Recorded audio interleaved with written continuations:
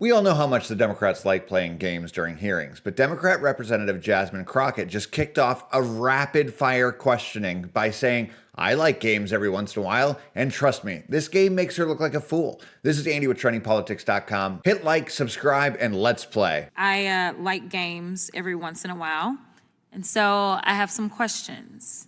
The questions are going to be, is it political theater or progress? You ready?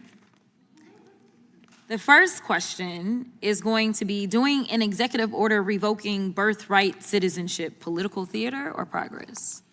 Political theater. It doesn't help the mission of ICE. Okay. How about revoking student visas? It takes up the time of ICE officers and is political theater, and it takes away from the national security and public safety mission. How about bashing car windows of people with no criminal record? That's driven from quotas of arrests being driven by the White House. And that is politicization of ICE immigration enforcement, so it's political theater.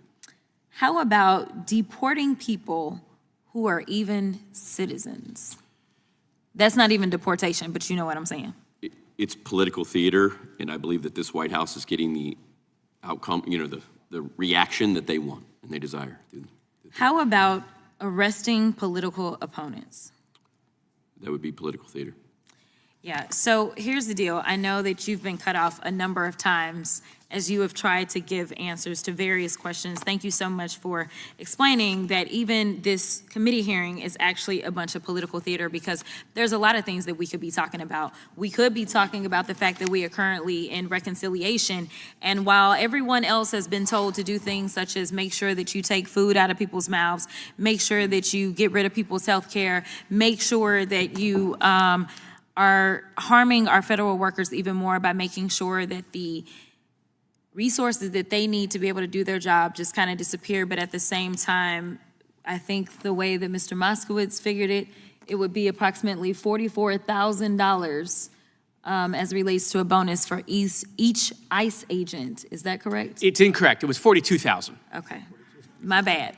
But the reality is that we do have real problems. And I don't know how we're gonna get to real solutions if we continue to just make everything about politics. As it was properly outlined by the gentleman from Florida, that was a Republican bill. And I'll be perfectly honest with you, I wasn't really a big fan of the bill myself on my side. So I know that there was a lot of conservative stuff in that bill that was going to be harmful. And with that, I am gonna yield back to the gentleman from Florida. Yeah, and I'm going to yield time to the recommended registry in a second. Mr. Marino, on that topic of bonuses, just real quick, do you support ICE agents getting $42,000 worth of bonuses? There's $800 billion for bonuses. Okay. I say billion, I'm sorry, million, I apologize. $800 million in there for bonuses. Do you support that? Yeah, what kind of bonuses are we talking about? Are we talking retention bonuses? This is a great question, Mr. Marino. Great question. They didn't say at all in the backup. Yeah. There was no documentation at all what the bonuses were for or what it would be. It was just $800 million for bonuses. It sounded like a lot of money for federal employees for bonuses. Not that we don't want to treat our federal employees great, of course we do. But I had suggested $500 million for bonuses, and they said, no, $500 million sounds a little better, right? Well, look. Or zero. Are you at zero for bonuses, maybe? I never received a $42,000 bonus. Good, perfect, we agree. I would like However, times are different. Recruiting is tougher. Retention is a challenge. And if that's something that it's needed for, I would support it. So do you support those bonuses for NOAA, FEMA, the Pentagon, all of the departments, or just ICE? I would support strategic use of retention bonuses where they were needed. Okay. I'd like to yield the remainder of my time to Mr. Raskin. Thank you, Mr. Moskowitz. Mr. Hauser introduced the important idea of political theater. You've introduced the idea of bureaucratic bloat. And our ranking member on the subcommittee has talked about the assault on the living standards of millions and millions of people in the country and their health care. I just want to add one final piece of this, which is that Donald Trump and his family have been making more than $1 billion a month since they got into office on the crypto scam, and now he's collecting a $400 million airplane from the dictator of Qatar. There is an absolute ripoff of the taxpayers taking place and a prostitution of the presidency. And I think that completes the picture for what's taking place in our country today. I yield back to the gentleman, and thank you. And I yield back. Thank you, Mr. Chairman. I can't even justify that with an answer because obviously Donald Trump is not ripping off the country. But let's talk seriously about these games that the Democrats play, because Democrats aren't just playing games in hearings. They're playing dangerous games with the entire country. They played games with Biden's health, pretending he was fully capable while we as a nation, we watched him stumble through speeches, lose track of thoughts, and embarrass America on the world stage. They denied reality, refused transparency about his obvious cognitive decline, and misled the American public and risked national security.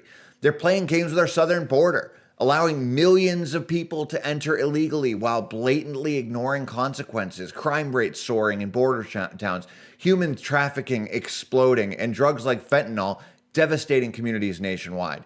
Yet, Democrats continue to pretend there's no crisis, making excuses, deflecting blame, and pushing policies that undermine our brave Border Patrol agents. They didn't just refuse to secure our border, they attacked those who dared to protect it.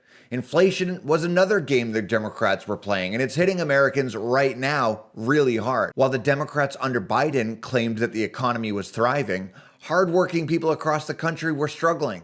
Groceries, gas, housing, everything was getting more expensive. Yet Democrats kept pushing reckless spending policies that only made matters worse.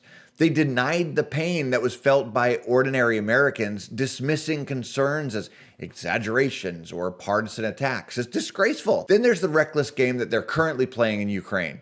Escalating tensions without a clear strategy or any accountability. They're gambling with billions of taxpayer dollars and billions of lives at stake, funneling aid without proper oversight and risking a much larger conflict. Instead of pursuing peace or clear diplomacy, they've been stumbling from one crisis to another, dragging America into potential disaster without transparency or responsibility. They're way more interested in scoring political points than protecting America's interests, yours and my interests, and global stability. But it doesn't even end there. Democrats were playing games with education, pushing divisive and ideological curriculums that taught kids what to think rather than how to think. They're weaponizing classrooms, turning schools into battlegrounds for their radical agendas while ignoring declining academic standards across the United States. They're sacrificing our children's future for political correctness and woke indoctrination, leaving families helpless as schools fail to deliver basic education. They're playing games with public safety, pushing policies like defunding the police and bail reform, which always emboldens the criminals and puts law-abiding citizens at more risk. Crime rates are surging in major cities controlled by Democrats, yet they refuse to even acknowledge the connection between their failed policies and rising violence. They demonize law enforcement, ignoring the pleas of the communities who are affected by this. Democrats even play games with free speech, the First Amendment, using social media giants, censorship campaigns, and they want to silence conservative voices. They label opposing views as misinformation, and they suppress legitimate debate and bully people who dare to challenge their narrative. They're undermining democracy itself by manipulating public discourse, suppressing dissent, and let's not forget the games they're playing with our energy independence. And they shut down pipelines, restrict drilling, and force unrealistic and hurtful green energy policies that hurt American workers and make us even more dependent on foreign adversaries. Gas prices soar, jobs disappear, families suffer, all because Democrats refuse to prioritize practical solutions over radical environmental ideology. And maybe the most disgracefully, Democrats played endless games targeting President Donald Trump, fabricating a Russian hoax, pushing impeachment hoaxes, weaponizing criminal charges designed solely to undermine and harass him. They lied about Trump's record, smeared his name, and wasted millions in taxpayer dollars in politically driven witch hunts, all the while covering up the explosive Hunter Biden laptop story, censoring it and falsely labeling it as Russian disinformation. And they even pardoned Hunter Biden, further showcasing their hypocrisy and corruption. Enough is enough. It's time for Democrats to stop treating America like their personal playground. We deserve real leaders who put our nation's interest first. Leaders who understand the weight of their decisions and the impact on everyday Americans like you and I. And if you agree, we need genuine leadership, not political games. Hit like, subscribe, and share this video. Let's spread the truth and hold Democrats accountable for their reckless games. Thanks for watching. This is Andy with TrendingPolitics.com. Like, subscribe, and share for more. We'll see you next time.